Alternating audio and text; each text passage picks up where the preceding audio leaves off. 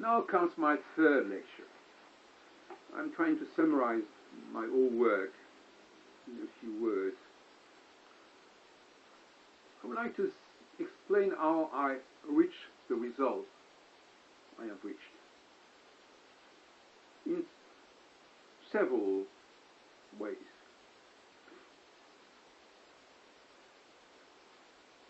First of all, I have observed recurrences, cycles, returning. For instance, empires. I was very much interested by the cycles of empires. Empires which are created and which disappear and recreated, etc., etc. It's a major respiration of mankind. And we know that the empire never disappeared. We know today, for instance, that the Russian Empire has not given its last word. And in 1960 there was the disaggregation of the French Empire in Africa, for instance.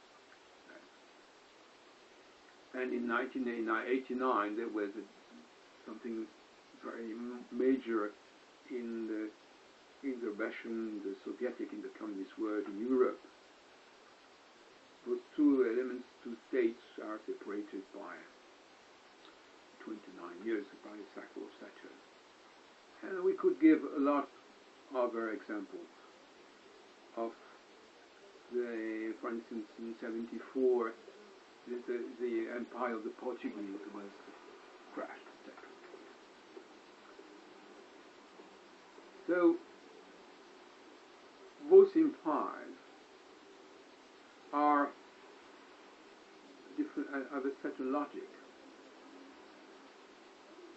We call it a male logic. Men try to destroy all the divisions. An empire is the destruction of the divisions, the destruction of all the nations, of all the frontiers, all limits. So when the empire is strong, with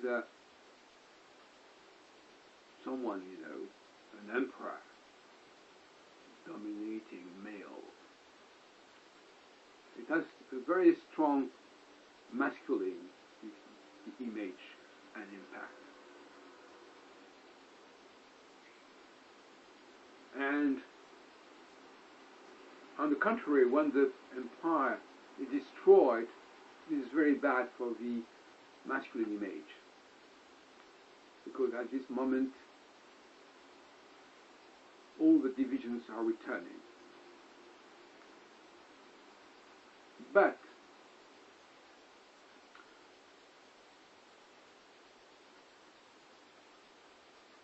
we believe that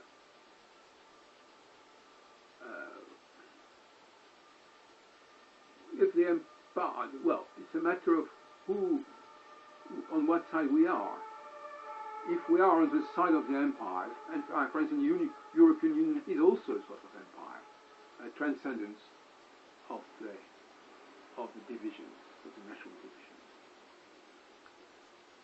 So there are moments where these empires are returning.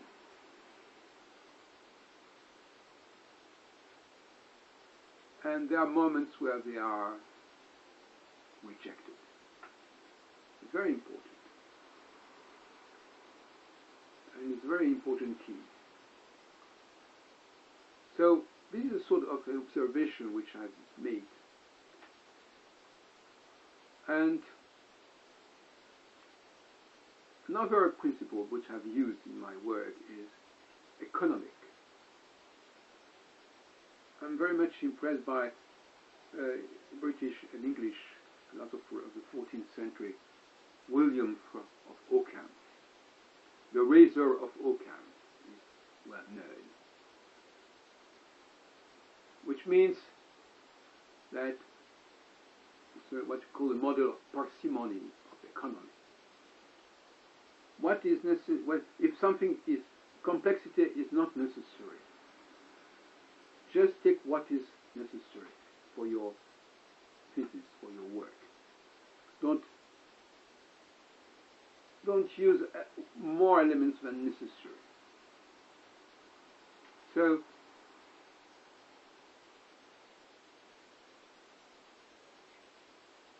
I reached a point where I discovered that only one cycle was just necessary for astrology to exist. Why do we need more than one cycle to build astrology? There are astrologers who say, well, we want to justify, to legitimate our old astrology, our old tradition. Why? And this brings us to another question.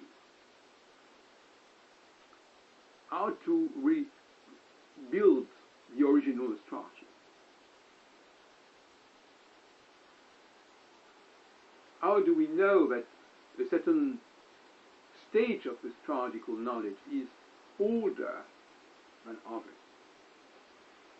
How can we develop a sort of archaeology of astrology and define the deepest layers of astrology and the latest layers of astrology?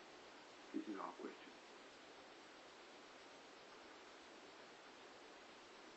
And my principle, my criterion is very simple.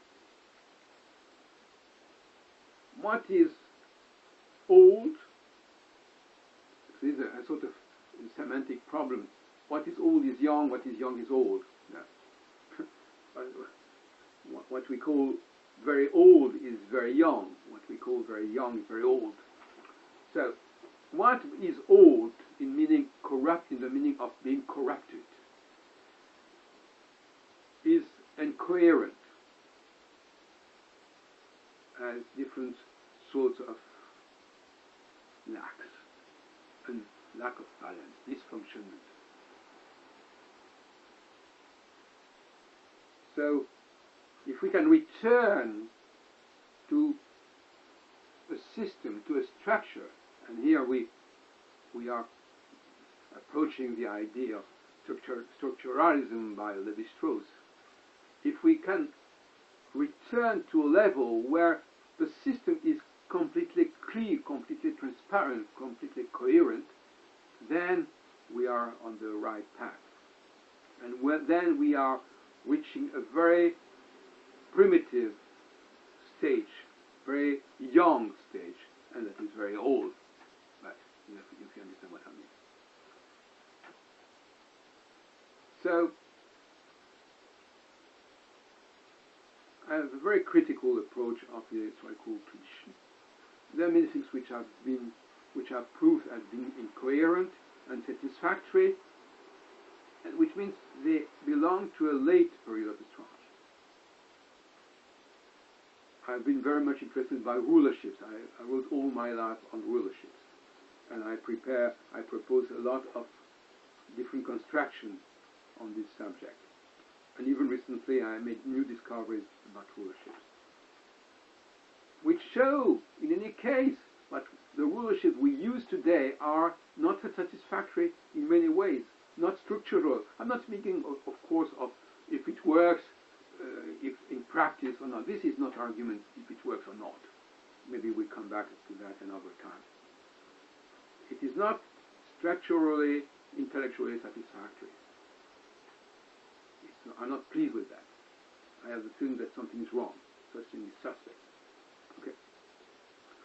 So, by rebuilding something more clear, more structured, I have a belief that I'm coming back to a more ancient form of astrology. And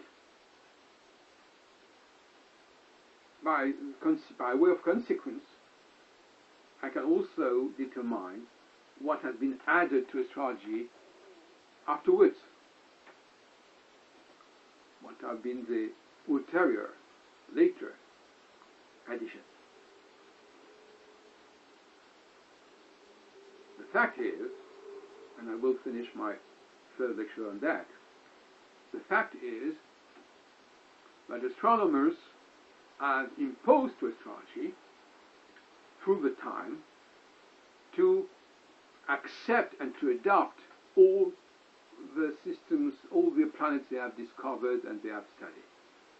They wanted astronomy to be justified by astrology. They wanted astrology to say, well, this planet has such and such meaning, such influence, etc. But in a way which is much more complex than what I've been describing about Gauquelin and about my work, which is the natal chart, which is all the astrology we know, which is also the planet beyond Saturn, which have been discovered at the end of the 18th century and after. So they had to just, astronomy was very much connected sociologically to astrology, because astronomy as itself was not totally an interesting subject.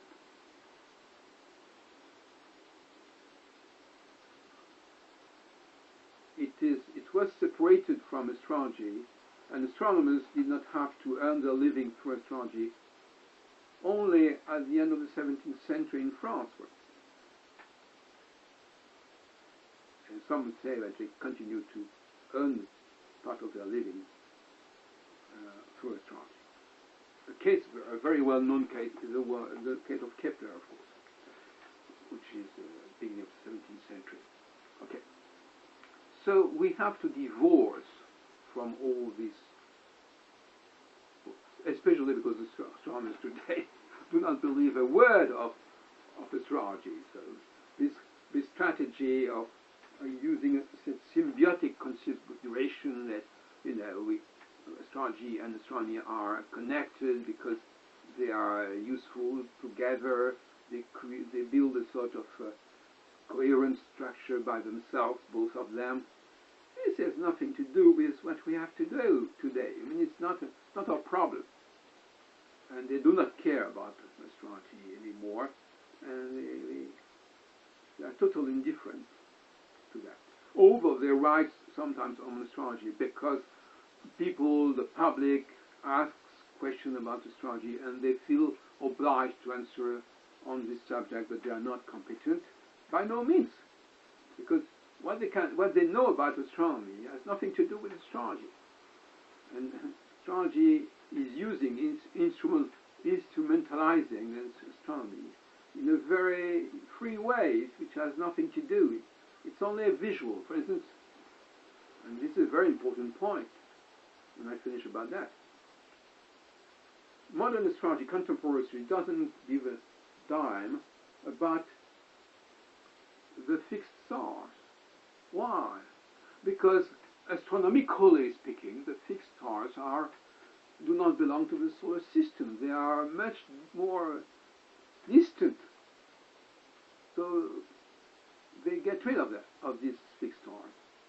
But from the point of view of the visual approach, this argument is not receivable because it doesn't matter. The ancient people, 1,000 years ago, were able to see where Saturn was, where it was before or after a certain star, and it was not important if the star was very far from the solar system or not. That was not a point.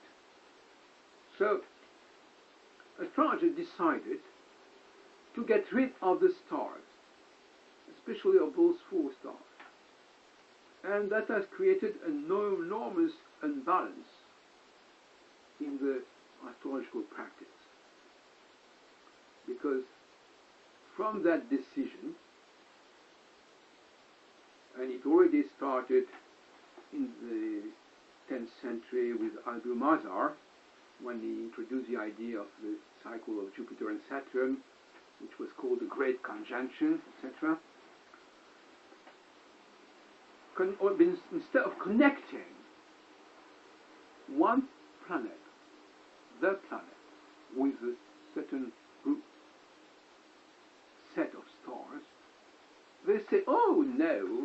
forget about the stars and let's connect the planets between themselves.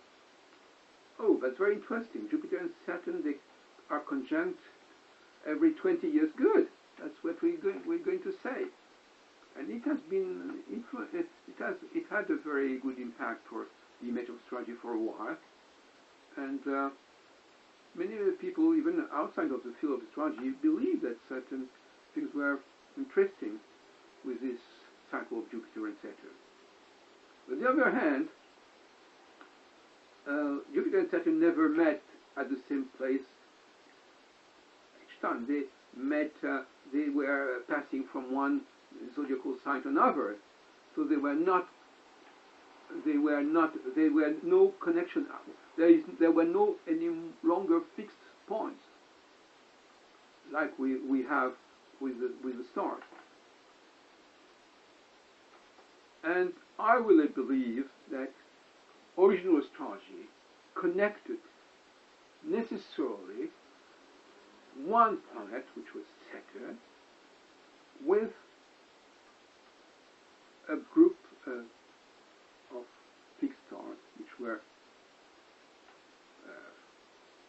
dispatched, which were dispersed in the zodiac, as I said, and permitted to divide the course, the cycle of Saturn, into 4 cycles of 7 years.